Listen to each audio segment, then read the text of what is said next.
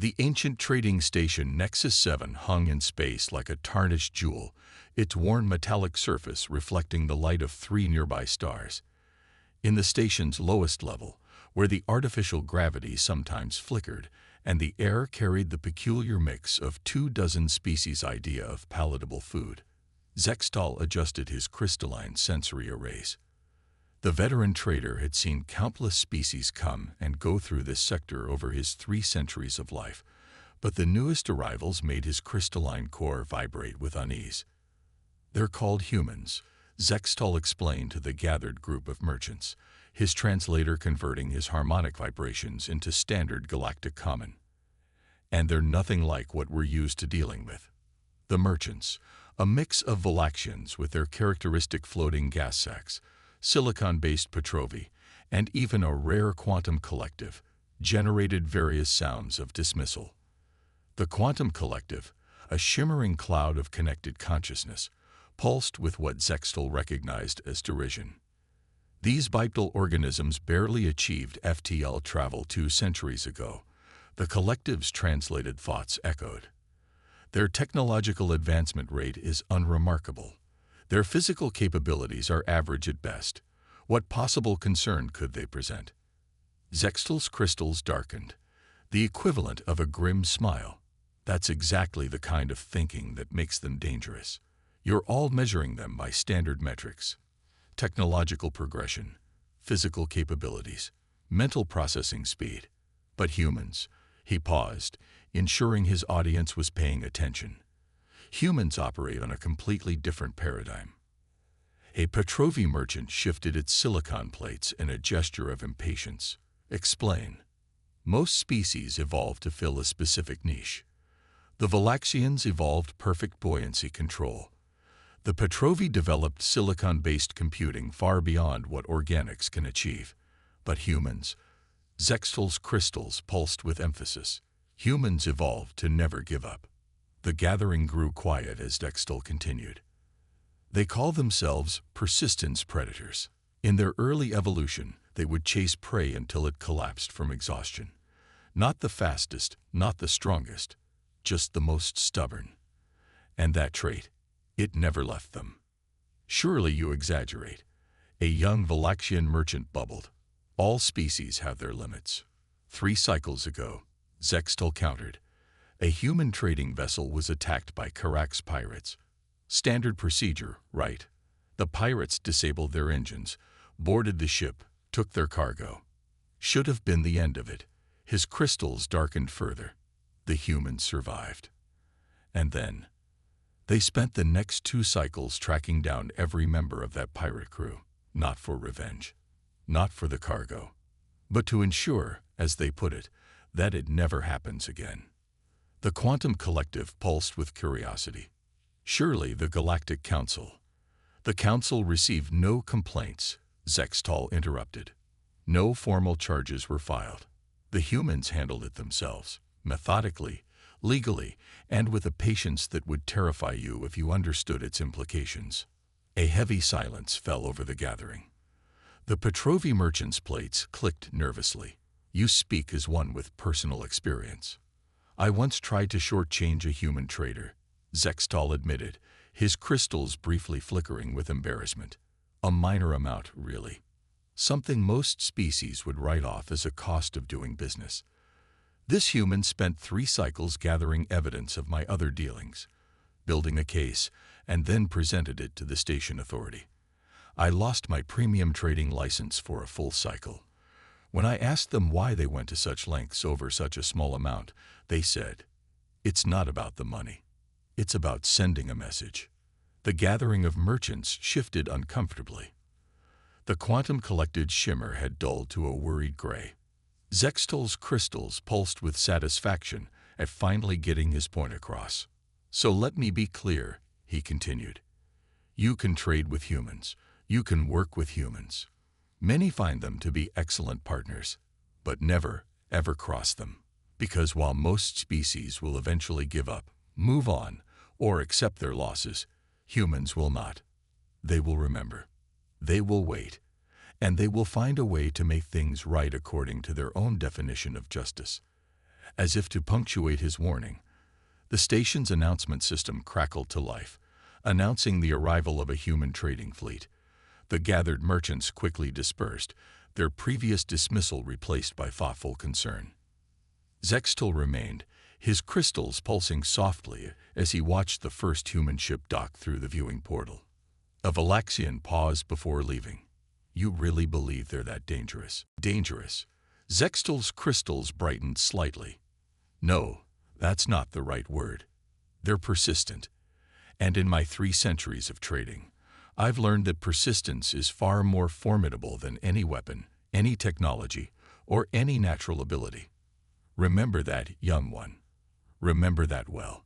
The research vessel Horizon drifted silently through the Carina Nebula's outer reaches, its sophisticated sensors probing the cosmic dust for signs of valuable minerals. Captain Rhea Patel stood at the bridge's observation window, her dark eyes reflecting the swirling purples and blues of the nebula. 20 years of deep space exploration had taught her to trust her instincts, and right now, those instincts were screaming. "Status report," she called out, not turning from the view. Lieutenant James O'Connor's fingers danced across his console. "All quiet, Captain. Though," he hesitated, "there's something odd about the background radiation. Could be sensor ghosts, but—" The ship shuddered violently, cutting him off. Emergency lights flashed as klaxons blared throughout the vessel. "Multiple ships decloaking," Officer Weizong shouted from tactical. "Configuration unknown, but energy signatures match Syndicate vessels." Rhea's jaw tightened. The Syndicate, a coalition of outlaw species who'd somehow gotten their hands on military-grade cloaking technology. "Battle stations. Zhang, get me a count." 5 vessels, Captain. Heavy cruiser class. They're not broadcasting any demands." That was unusual. Pirates typically wanted cargo, not confrontation. "Engineering status." Chief Engineer Karis Blackwood's voice crackled through the comm. "They hit us with some kind of electromagnetic pulse, Captain. Engines are offline. Backup systems responding, but we need at least 10 minutes tow." Another impact rocked the ship. The bridge's main display crackled with static before revealing a face that made several crew members recoil. A nexoid, a species that had evolved in the gravity wells of neutron stars, their bodies a bizarre combination of crystalline structures and dark matter manipulation. "Research vessel Horizon." The nexoid's translated voice resonated through the bridge.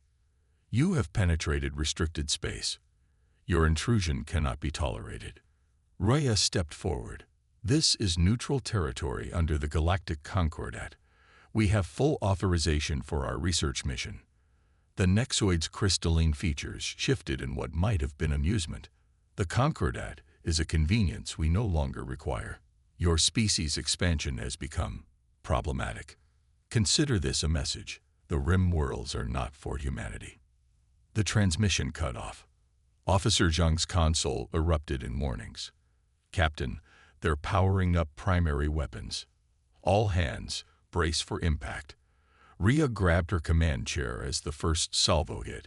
The Horizon's shields, designed for cosmic radiation rather than military engagement, buckled under the assault. The next few minutes were chaos. The Syndicate ships methodically disabled the Horizon's crucial systems, but deliberately left life support intact. They wanted survivors, Rhea realized. Survivors to carry their message. "Engineering to bridge."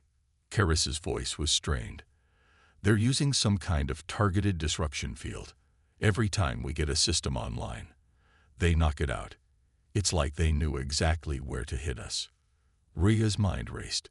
The precision of the attack, the specific targeting of their systems, this wasn't random.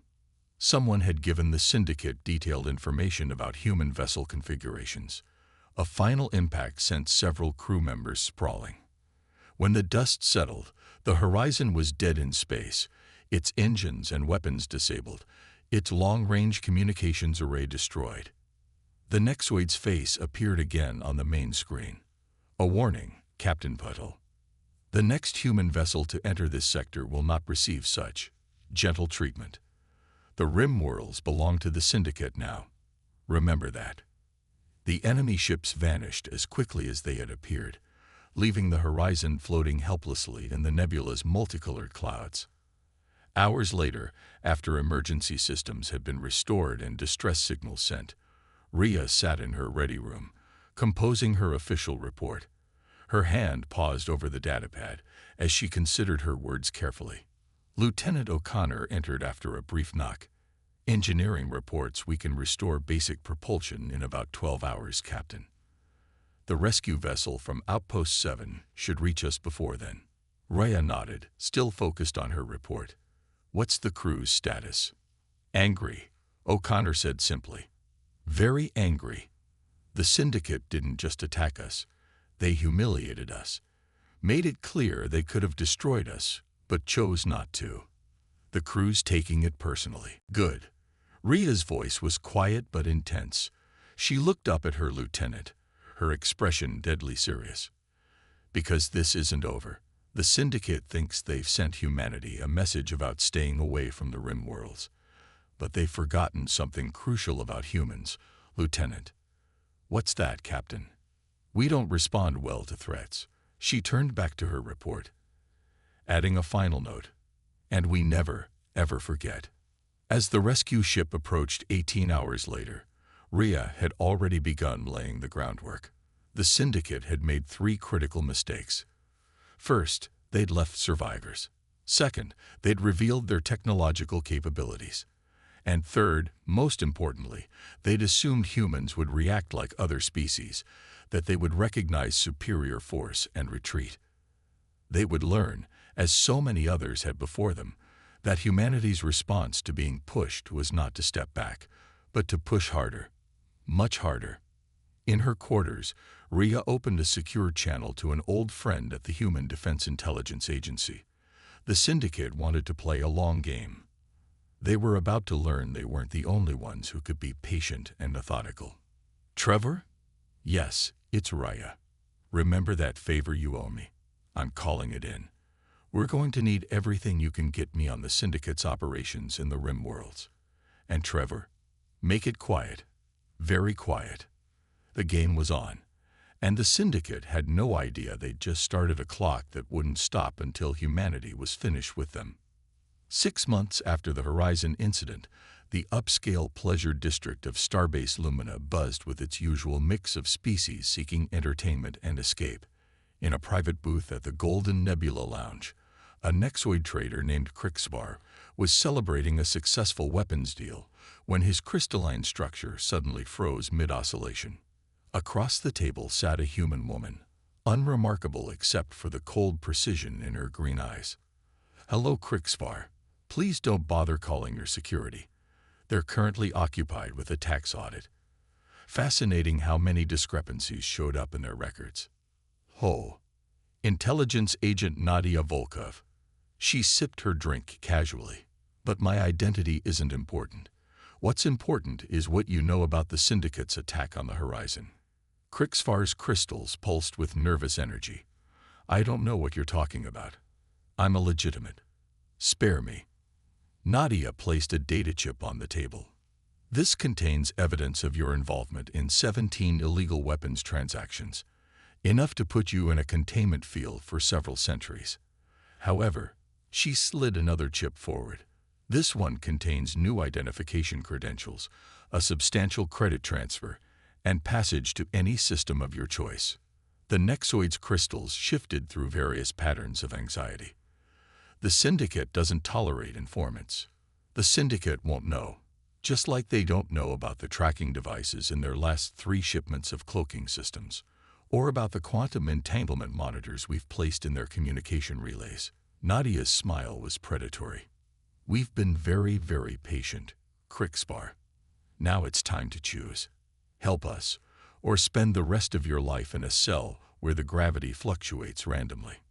Meanwhile, across the galaxy in the Carina Nebula, Captain Rhea Patel's new ship, the HSV Retribution, moved silently through space, its experimental stealth systems, reverse-engineered from studying Syndicate technology, made it virtually invisible to conventional sensors.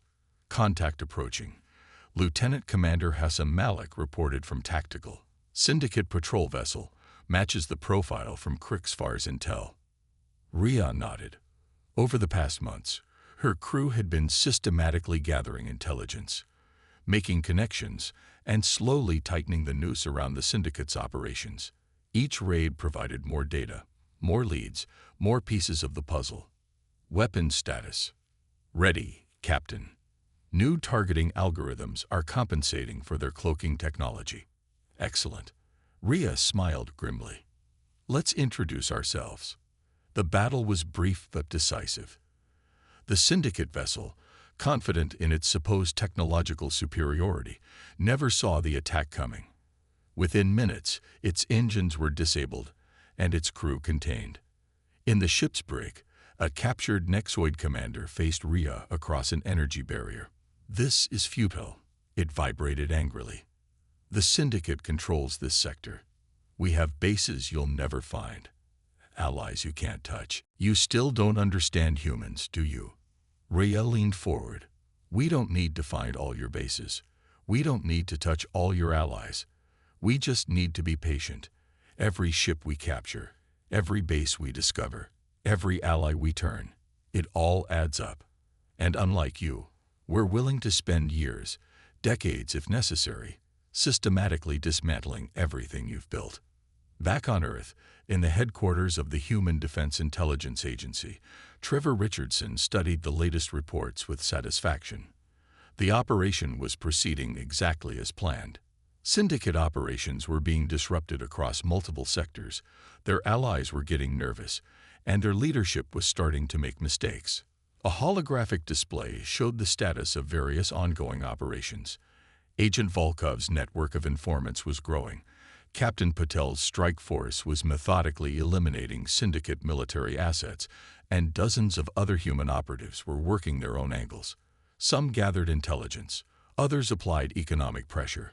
A few simply watched and waited. Sir, his assistant interrupted. The Galactic Council is requesting an update on the Rim world situation. Trevor smiled. Tell them the situation is being handled through appropriate channels. The truth was, humanity had no intention of involving the Council. This wasn't about politics or jurisdiction. This was about sending a message that would resonate across the galaxy for generations. Don't cross humans. We don't forget. We don't give up. And we will always find a way to win. In a hidden base deep in the nebula, the Syndicate leadership was beginning to understand their fatal error. They had assumed that destroying a single research vessel would deter human expansion. Instead, they had awakened something far more dangerous than mere military might. They had provoked human determination. A junior officer rushed into the command center. Another base lost in Sector 7. And our suppliers in the Orion Arm are refusing further shipments until we pay our outstanding debts in full. The Syndicate leader, a particularly ancient Nexoid, felt its crystalline structure vibrate with growing dread.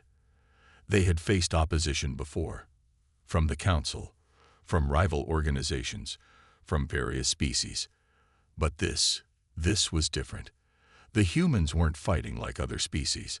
They were dismantling the Syndicate piece by piece, systematically and patiently, like solving a complex puzzle. And the most terrifying part, this was clearly just the beginning. The Syndicate's main fortress hung in the dark space between stars, a massive structure of crystalline architecture and dark matter technology. Once, it had been considered impregnable.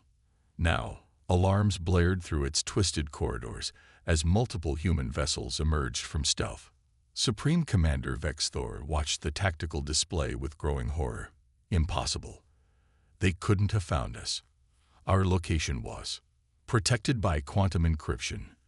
Intelligence agent Nadia Volkov stepped out of the shadows, flanked by special operations troops. You should have checked your encryption specialist's gambling debts. The chamber erupted in chaos.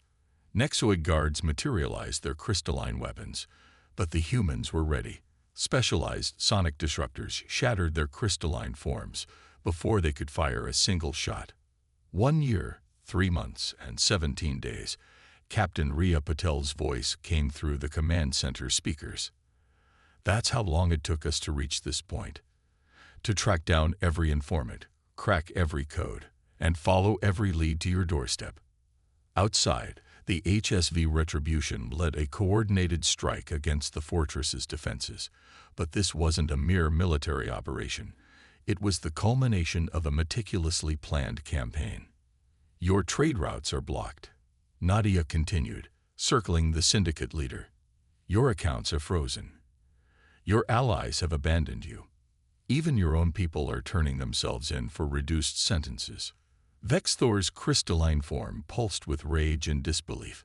All this, over one research vessel. No, Rita's voice was cold. This is about ensuring that everyone in the galaxy understands one simple truth. Humanity's patience should never be mistaken for weakness. The operation was over in hours. The syndicate's leadership was captured, their fortress secured, and their technology confiscated for study. But the real victory wasn't military. It was psychological. 1 year later, Zextal sat in his usual spot at Nexus 7's trading hub, watching as representatives from various species discussed the changed landscape of galactic politics. The fall of the Syndicate had sent shockwaves through every sector of known space. A young quantum collective approached, its energy field flickering with curiosity. Is it true what they say about how the humans did it? They did something no other species thought to do. Zextal's crystals pulsed thoughtfully. They didn't just fight the Syndicate. They understood them, learned their weaknesses, their habits, their dependencies. Then they turned that knowledge into a weapon sharper than any blade. Across the station, human traders now moved freely through the crowds, treated with a new kind of respect. Not fear, exactly, but a deep awareness of what they were capable of. In her office at the Human Defense Intelligence Agency, Nadia reviewed the latest reports with satisfaction. The message had been received. Multiple criminal organizations had voluntarily withdrawn from human space. Trade disputes were being settled more quickly, with fewer attempts at deception. Incoming transmission from Captain Patel, her assistant announced. Ria's hologram appeared, showing her on the bridge of her new exploration vessel. The rim worlds are peaceful now. Almost boring, really. Missing the excitement? Nadia teased. No. Ria smiled. But I do think we need to update the standard first contact briefing. Add a little warning label. Humanity handles grudges like wine. They only get stronger with time. At Starbase Lumina, in the same booth where Nadia had turned Crixfar a year ago, Trevor Richardson met with representatives from the Galactic Council. They were discussing humanity's expanding role in galactic peacekeeping. Your methods are unconventional, a Valaxian counselor admitted, but effective. We prefer to think of them as thorough, Trevor replied diplomatically. Humanity has learned that the best way to handle a problem is to solve it completely, not just temporarily. Back at Nexus 7, Zextal finished his story to the gathered merchants, many of whom were hearing it for the first time. The humans didn't just defeat the Syndicate. They changed how the galaxy thinks about conflict resolution. They showed that true power isn't about having the strongest weapons or the most advanced technology. What is it about then? The young quantum collective pulsed. Persistence, patience, the willingness to work steadily toward a goal, no matter how long it takes. Zextal's crystals brightened. The humans have a saying, the best revenge is living well. But they forgot to mention the addendum, and making sure those who wronged you never sleep soundly again. As if on cue, a human trading vessel docked at the station. The merchants watched as its crew disembarked, going about their business with casual efficiency. They looked so ordinary, these bipedal creatures from a backwater world. But now everyone knew the truth. Crossing humans wasn't just dangerous, it was futile. Because while other species might forget, might move on, might accept defeat, humans would remember. They would plan. They would wait. And in the end, they would win. In her quarters aboard her new ship, Rhea Patel looked out at the stars, thinking about everything that had changed. The Syndicate had wanted to send humanity a message about staying away from the rim worlds. Instead, they had helped humanity send a much more powerful message to the entire galaxy. We're not the strongest. We're not the fastest. We're not the most technologically advanced. But we are the most determined. And in the end, that makes all the difference. The end.